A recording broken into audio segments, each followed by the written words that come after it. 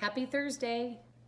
I hope everyone had a wonderful day out in the sunshine. Hopefully you got a chance to go outside, maybe ride your bike, take a walk. My family and I took Sadie the Wonder Dog for a walk, and it was good to have the sun on our faces. We miss all of you. Mrs. Sapie and I, we miss you. We're thinking about you. Some days I get a little sad that we're not together in the classroom, but I am happy to know that you're at home and you're safe with your family. The story that I picked today is about heroes. Last night I was watching a program on television. There's a man by the name of Steve Hartman, and he travels across our country looking for people who do good for others. In fact, I think Mrs. Sapia she shared a couple of his videos with us during Mrs. Sapia time. And he was talking about everyday heroes. And that made me start thinking about all of the people that get up every day, even through all of this coronavirus that's going on, and they're going to work every day to make sure you and I are safe and happy and healthy at home with our families. Doctors, nurses, mail carriers, the UPS driver who delivers packages to our house, the pharmacists who give us medicine to make sure that we're feeling okay.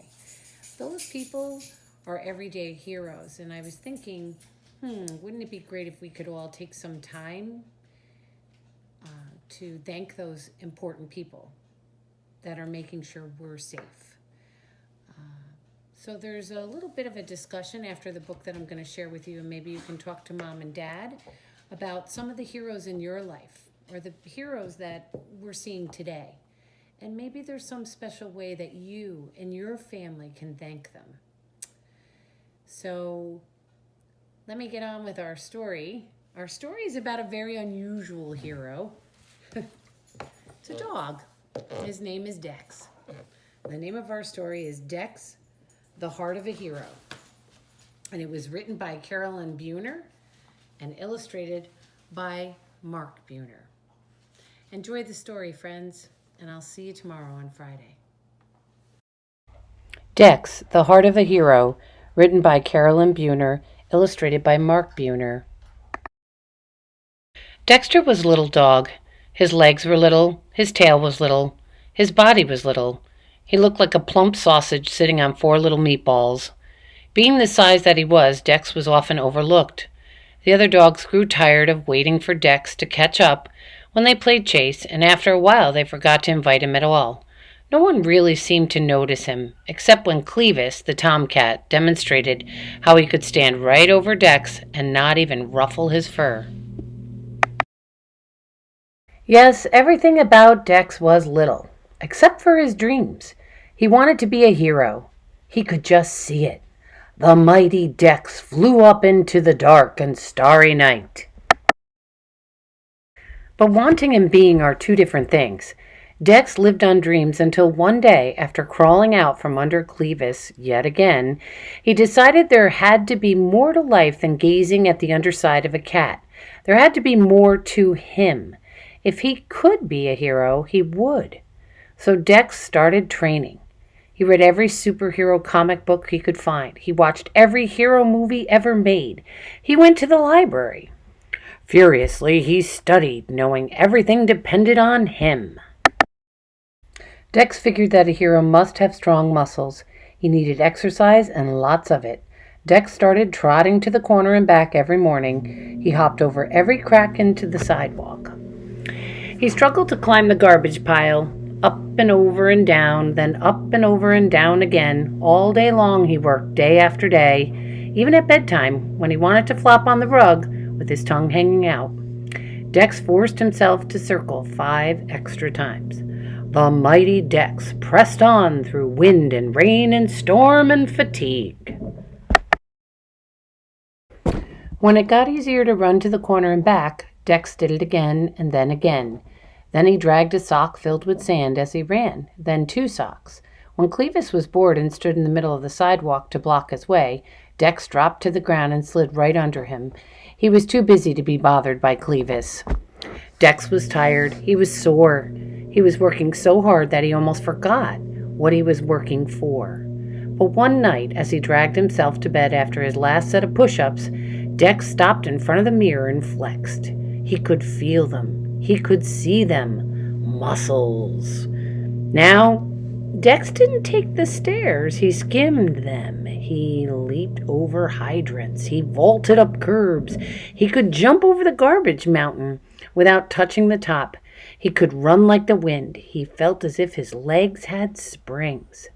Faster than a rolling ball, stronger than the toughest rawhide, able to leap tall fences in a single bound. Only one thing was missing. Finally, a small brown package arrived. Dex ripped it open. His hero suit. It was red with a shiny green cape, and it fit like a glove. Dex loved the way it felt. He loved the way it looked, and he loved the feeling he had when he put it on. He was ready. With the courage of a lion, the strength of a bear, and the heart of a hero.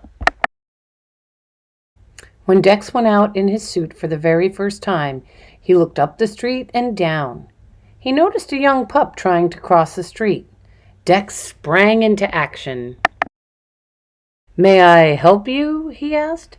He guided the wide-eyed pup across the street and grinned as the pup stared up at him with its mouth hanging open. The pup whispered, "Wow, it's Super Dog." Super Dog. Dex liked the sound of that. Of course, when Clevis saw Dex, he just had to comment, "Hey, Dex, where's the party?" And when he saw him a few days later, Clevis called out, "Look, everybody, it must be Halloween. Anybody got a treat for Dex?" Dex was so busy that he was able to ignore Clevis, for the most part. The only time his face even got red was when Clevis yelled, "Where'd you get that dress up?" Dex had to wonder if Clevis saw anything but the suit. Didn't he understand that the suit was just a way to let people know he was there to help? There was a mouse he saved from a sewer, a purse snatcher he tackled. He fixed his neighbor's sprinkler. He found a lost kitten, pulled a rat away from a live wire, tracked down a lost wallet, put out a trash fire, and organized a neighborhood cleanup day. It seemed that now, whenever anyone needed help, they turned to Dex, and Dex had never been happier. Late one evening, there was a banging at the door. When Dex answered, it seemed as if the whole neighborhood was yipping and yowling in panic. "It's Clevis!" they shouted. "He's stuck in a tree! Hurry, Dex, hurry!" Dex raised his eyebrows. It was not like Clevis to move enough to get into any trouble. In a flash, he was dressed and ready. It was clearly a desperate situation. As he got closer, Dex could see Clevis. He had been chasing a squirrel to the top of the tree, but had slipped and was hanging by one claw from a slender branch. He was yowling for all he was worth. "I'm slipping!" Clevis screeched. "Help me!"